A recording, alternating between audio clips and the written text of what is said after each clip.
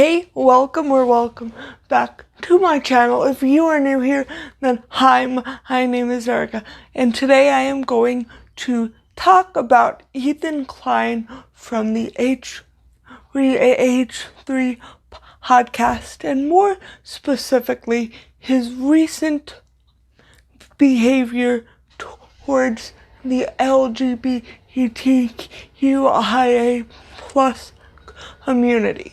So I actually did not know he said any of this because I do not watch the H3 podcast, but I became aware of it after I watched a video from another commentary YouTuber, Andra. Now, I will link her video down below if I remember. Hopefully I do. I'm very bad at remembering that stuff. But she is a smaller commentary channel and I really enjoy her content. I think she makes a lot of really good points about different social issues. So check her channel out because she deserves more subscribers. But anyway, recently Ethan Klein faced a lot of criticism for some really disgusting things he said about gay people that I believe to be homophobic. But of course, our friend Ethan here would not agree with that, but we'll get into that. So if you don't know what happened, here's a little synopsis of it. So Ethan was talking about James Charles on his podcast. Now I think we all know who James Charles is. He doesn't need an introduction. But so I guess James Charles had posted a screenshot of an Amazon order. Why he would do that is beyond me. But in the screenshot, it had a thing like purchase again. If you shop on Amazon, they have a little thing like buy again. Like say you bought mascara or something on there, and then they give you an option to repurchase it. So in that little section, there were adult diapers. Now, Ethan Klein took this and ran with it. He was making jokes about James Charles being a bottom, which, I mean, if you don't know what that is, look it up. I cannot explain it on YouTube. I will get demonetized, shadow banned. So I'm not really gonna go into the nitty-gritty of what that means, but if you do not know what that means, look it up. But anyway, he was saying, oh, and when they do that a lot, they can start having incontinence, like bowel incontinence. And number one, which is something I haven't seen talked about, which I think was the real reason I wanted to cover this, but I'm going to get into a ton of the issues. But one of the issues I haven't seen talked about a lot is ableist. There are people who have issues with incontinence. It shouldn't be the butt of your joke, and I realize I made a pun there, not really intentionally, but it's okay. But anyway, people do struggle with incontinence for a variety of reasons. For instance, the disability I have, cerebral palsy, I do not have a lot of control over my bladder. I know too much information, Erica. You don't need to know that, but you kind of do, because it's stigmatized in our society and it shouldn't be. Like, yeah, I don't always have control over my bladder. So what? If if you're that immature and find that funny, I do not know what to tell you. So first of all, if James Charles does have an issue like that, I'm not gonna make fun of him for that. I will knock him for his actions because I don't, trust me, I'm not white knighting for James Charles here. But the thing is, if the first thing you do when someone you don't like has a marginalized identity is go after their marginalized identity, you are a bigot. I don't care if you're like, well, I have gay friends, I have disabled friends. No, you're a bigot. You don't have those friends, you have acquaintances. Because trust me, you cannot be friends with people and at the same time be thinking that about them behind their backs. And second of all, it was extremely homophobic, and on the H3 podcast, which by the way is really hard to say, so they should come up with a better name for that.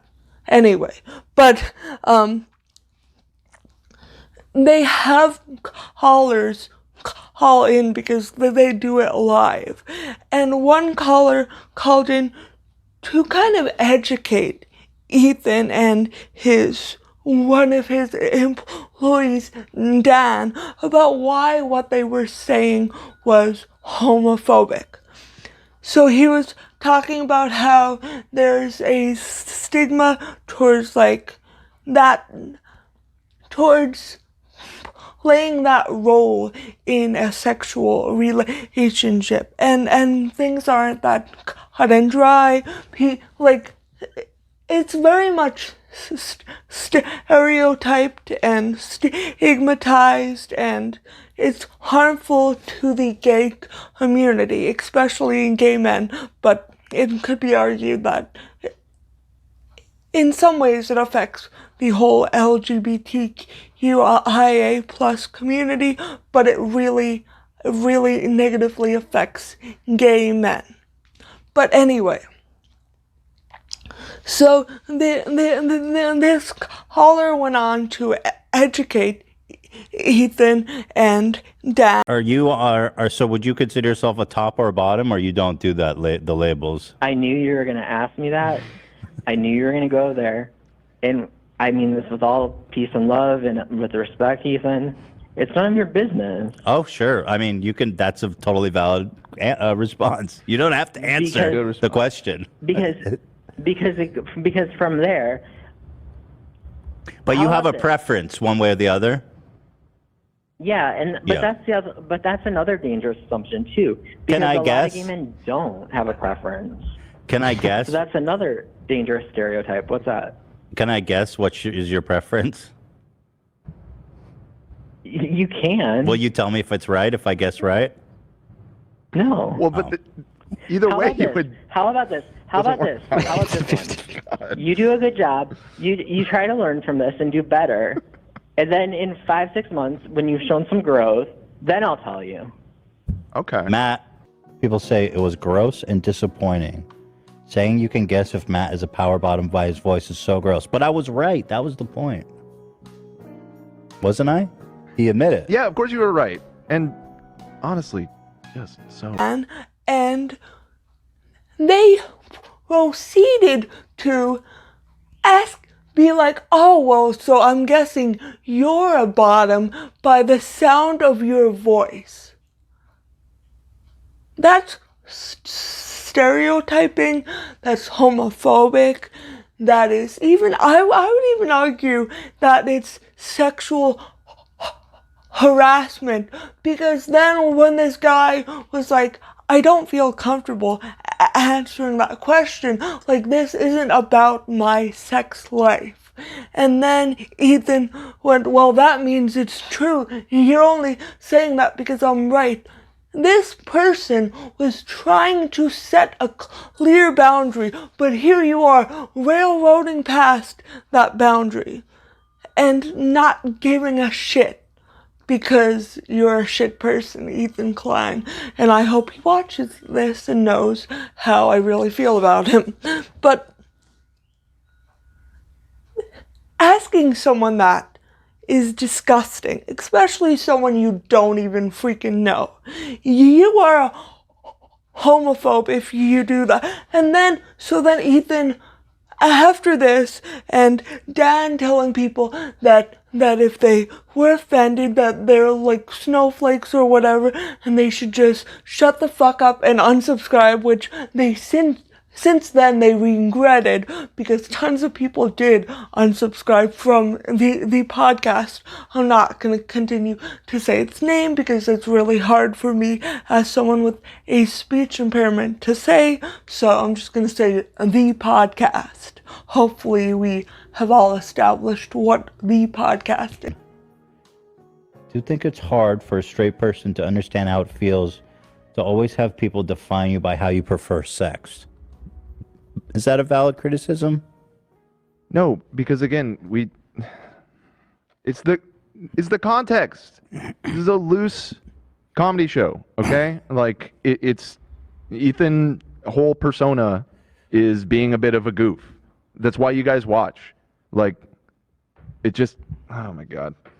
So you're stunlocking me now, way more than you're getting stunlocked. Like I'm so fucking frustrated with these people. Get the fuck out! So wait, what was I? Where did it even come? What was I saying? Who was a power bottom? But anyway, so Dan went on this whole, oh fuck you all, you're not even fans then because you're so sensitive, and so it was a whole mess. And then, so afterwards, after they lost a bunch of subscribers, people were sending back their Teddy Fresh merch and canceling their orders because of the whole homophobia and the whole just shitty attitude that Ethan and his employee had. People just didn't want anything to do with them anymore. So then they released an apology episode, but it wasn't a real apology, or at least it wasn't a good apology. And I'm laughing because of how bad it was, but it's really not funny because it shows a lot of his bigotry and his anger towards marginalized people, and I'll get into that. So in his apology, he said, I talked to people I trust. But it's like, if a marginalized person is saying that it's harmful to that community, but then you have to, then you're like, well, I don't trust this random person. I'm just gonna trust my friend. Like, are you actually an ally, or are you just someone who wants to say you're an ally to be performative? I don't know the answer to that. But then Ethan was like, I'm sorry if I offended people, blah, blah, blah. But then he went on this whole tirade about how he feels he is an ABUSIVE relationship with his audience because they're always telling him to do better and that they're disappointed in him. I guess he's never been in that sort of a relationship because that's not what it's like. And I don't even mean just physical, but something that's even emotionally like that. Your audience, which has a lot of marginalized people in there, they want you to do better because you're directly harming them. That's like you saying something that harms me, and then when I tell you that's harmful and I think you should do some self-reflection, and then you being like, oh, that's ABUSE. You can't say that to me. How dare you? like, maybe you're the toxic one in the relationship, Ethan. Just an idea. I don't know. I'm sassy about this. It really pisses me the hell off. And so he went on that whole rant about how he feels like he's in this toxic relationship. I'm allowed to say toxic, but I'm not really allowed to say the A word on YouTube. But he was going off about that. And then another thing he said was, if I'm homophobic, then the gay community has no allies. Savior complex much? And also, and this is something Andra said, so watch her video, but I'll say it too. If your allyship comes with terms and conditions, and you have to be a good little gay person in order to earn somebody's allyship, they're not an ally. You are not an ally if you're like, well, I'll stand up for your rights, but only if you are the type of person I like. That's not allyship. Allyship does not come with terms and conditions. And also, Ethan, people don't need you to white knight for them. They don't. You're not a good ally, trust me. Well, nobody needs you fighting for them because you seem to do a shitty job. But anyway, and then he also said that this makes him understand why people who were at one point liberal can become conservative, because the left eats the left. So we have a lot to unpack here.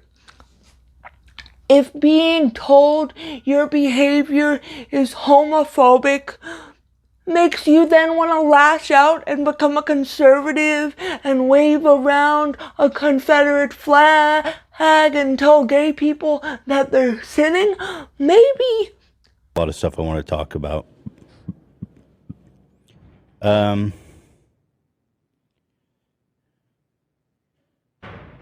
You know, and a little, and you know, I don't want to. Part of me from this like woke whiplash, I do feel like there's a little bit of like the left eating themselves, because if Cat that's really, what we're best at. Yeah, I mean the left really eats itself. That's a long running thing. And it's actually it's really painful to me, because if Cat thinks I'm that big of an enemy, we can never be allied, can never be on the same team as her. And just going through these past couple months of like every week something happening, it's like, it really makes me understand how people like Tim Pool and Steven Crowder and Dave Rubin and all these fucking goons on the right that are just vile freaks that, you know, I despise on many levels. I understand how they exist and why so many people watch them. It's because they get tired of being called racist and homophobic. And they say, you know, screw this, I'm going to go hang out with these fucking guys. And it does radicalize them, because once you roll in that crew, it's hard to get out, right? It's hard to get out. I think that those people were always spineless, and that's, you know. But the audience, there is like a... Maybe you are actually a conservative parading around as somebody who is liberal. Because let me tell you, I have messed up a lot in my life. I'm not perfect. I've made a lot of mistakes, especially in the social justice space. But never have I once thought, oh, wow, I've been called out on my racism. You know what? I'm gonna become a conservative because this pisses me the fuck off because I'm being attacked. No.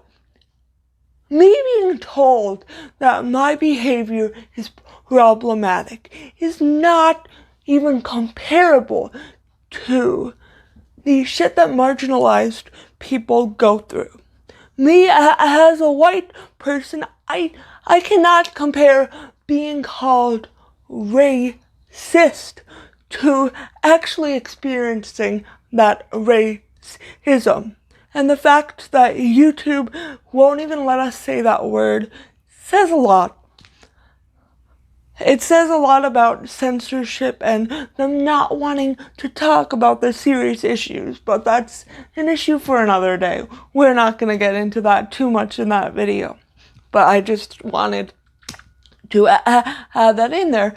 But if you then want to go canoodle, and I don't mean it in a sexual way, if you want to then go canoodle with Ben Shapiro, maybe you like Ben Shapiro, and not in like, I'm not saying Ethan Klein is gay. I know he's not, and if he was, that would be on him to come out, not on me. So please do not misconstrue this as me calling him gay.